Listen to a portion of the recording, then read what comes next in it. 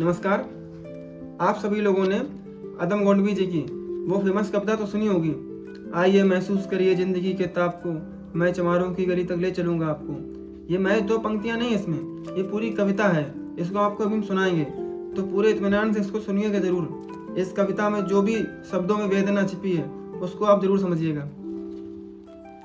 आइए महसूस करिए जिंदगी के ताप को, मैं चमारों की गली तक ले चलूंगा आपको। जिस गली में भुखमरी की यातना से ऊब कर मर गई फुलिया बिचारी एक कुएं में डूब कर। है सदी सिर पर बिनौली कुंडलियों की टोकरी, आ रही है सामने से हर खुआ की छोकरी। चल रही है छंद के आयाम को देती दिशा, मैं इसे कहता हूँ सरजू पार की मोनालिसा। कैसी है भयभीत है हिरनी सी घबराई हुई, लग रही जैसे कली बेला की कुम्हलाई हुई। कल को यह वाचाल थी पर आज कैसी मौन है, जानते हो इसकी खामोशी का कारण कौन है। थे यही सावन के दिन हरकू गया था हाट को, सो रही बूढ़ी ओसारे में बिछाए खाट को। डूबती सूरज की किरणें खेलती थी रेत से, घास का गट्ठर लिए वह आ रही थी खेत से। आ रही थी वह चली खोई हुई जज्बात में, क्या पता था उसको कि कोई भेड़िया है घात में। होनी सी बेखबर कृष्णा बेखबर राहों में थी, मोड़ पर घूमी तो देखा अजनबी बाहों में थी। चीख निकली भी तो होठों में ही घुटकर रह गई, झटपटाई पहले पे ढीली पड़ी फिर ढह गई। दिन तो सूरज के कछारे में था कब का ढल गया, वासना की आग में कौमार उसका जल गया। और उस दिन ये हवेली हंस रही थी मौज में, होश में आई तो कृष्णा थी पिता की गोद में। जुड़ गई थी भीड़ जिसमें जोर था सैलाब था, जो भी था अपनी सुनाने के लिए बेताब था। बड़के मंगल ने कहा काका तू कैसे मौन है, पूछ तो बेटी से आखिर वो दरिंदा कौन है। कोई हो संघर्ष से हम पाँव मोड़ेंगे नहीं, कच्चा खा जाएंगे जिंदा उनको छोड़ेंगे नहीं। कैसे हो सकता है होनी कह के हम टाला करें, और ये दुश्मन बहू बेटी से मुंह काला करें। बोला कृष्णा से बहन सो जा मेरे अनुरोध से, बच नहीं सकता है वो पापी मेरे प्रतिशोध से।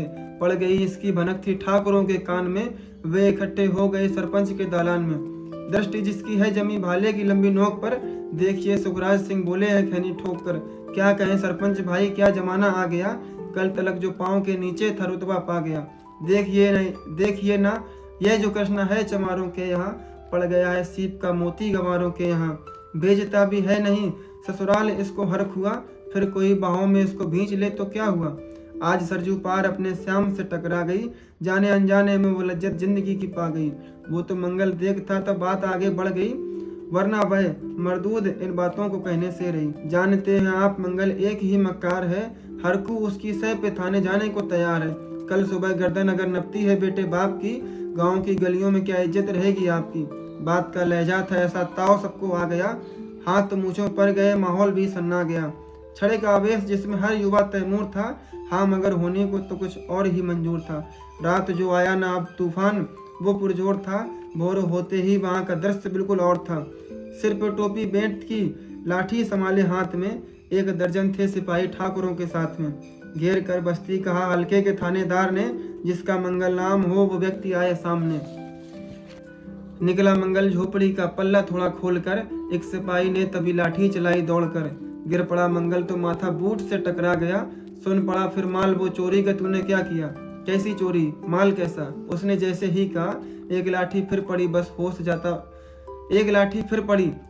फिर जाता रहा। होश खोकर वो पड़ा था झोपड़ी के द्वार पर, ठाकुरों से दरोगा ने कहा ललकार कर, मेरा मुंह क्या देखते हो, इसके मुंह में थूक दो, आग लाओ और इसकी झोपड़ी भी फूंक दो। और फिर प्रतिशोध की आंधी वहां चलने लगी, बेसहारा निर्बलों की झोपड़ी जलने लगी। दूध माँ बच्चा व बुढ़ा जो वहां खेड़े में था, वह अभागा दीन हिंसक भीड़ के घेरे में था। घर को जलते देखकर वे होश को खोने लगे, कुछ तो मन ही मन मगर कुछ जोर से रोने लगे।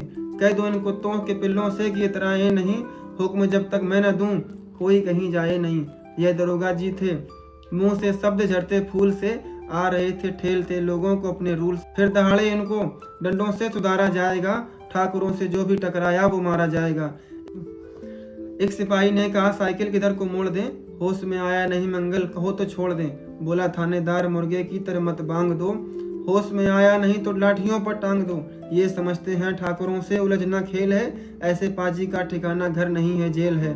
पूछते रहते हैं मुझसे लोग अक्सर यह सवाल, कैसा है कहिए न सरजू पार की कृष्णा का हल। उनकी उत्सुकता को शहरी नग्नता के ज्वार को, सड़ रहे जनतंत्र के मक्कार पैरोकार धर्म, संस्कृति और नैतिकता के ठेकेदार को, प्रांत के मंत्रीगणों और केंद्र की सरकार को मैं निमंत्रण दे रहा हूँ। आए मेरे गांव में, तट पे नदियों के घनी अमराइयों की छाँव में। गांव जिसमें आज पांचाली उघाड़ी जा रही, या हिंसा की जहाँ पर नथ उतारी जा रही है। तरसते कितने ही मंगल लंगोटी के लिए, बेचती हैं जिस्म कितनी कृष्णा रोटी के लिए।